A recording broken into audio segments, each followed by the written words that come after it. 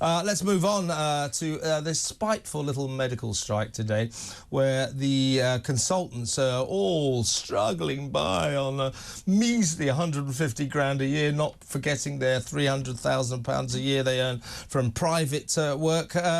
So give me the world's smallest violin for them. They're now synchronising their strikes with junior doctors. Now, what is this for, Alex? What is this for? I'll tell you what it's for. It's to put patients in more danger. Yeah. That's outrageous. I think there's a particularly nasty and hard line in these unions that just want to agitate the government. At the end of the day, Jeremy Hunt took tax off £1 million pension pots to appease the consultants, right? And yeah, you might take a long time to get to that way of, that level of earning, as is the case in most professions. But when you get there, you're absolutely coining it.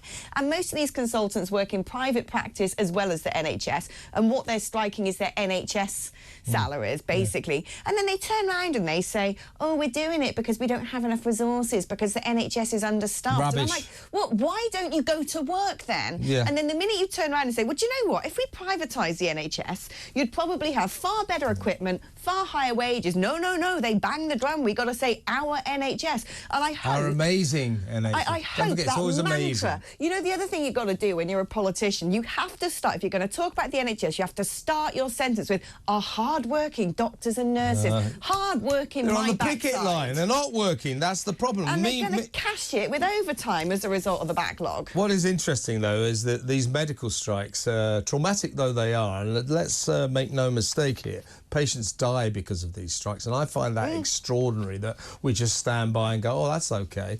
But let's not forget that they're going the way of train strikes. These strikes are not even making the front pages anymore. We've assimilated them. We've got used to them. Most people are never in hospital, so it's not... But we're getting used to and tolerating far too much in 2023. It is not fine that you can't get a GP appointment in the same week. It's not fine that you play telephone tombola just to get through to the receptionist who then tries to triage you over the phone. It's not fine to have your diagnoses delayed. It's not fine to die on a waiting list. It's not fine to live in chronic pain. And it's not fine to be paying the highest level of tax since World War II for all of this. Meanwhile, the government has unveiled its plan to force doctors off the picket line to provide, and I quote, a minimum service. That is as toothless as it is pointless. I'll tell you what you want to do, government, Steve Barclay. If you want to save patients from dying, and they will die today, because there are no consultants, there are no junior doctors, ban medical frontline workers from going on strike. I was going to say that. Yeah. Like the police, like prison officers, like the army.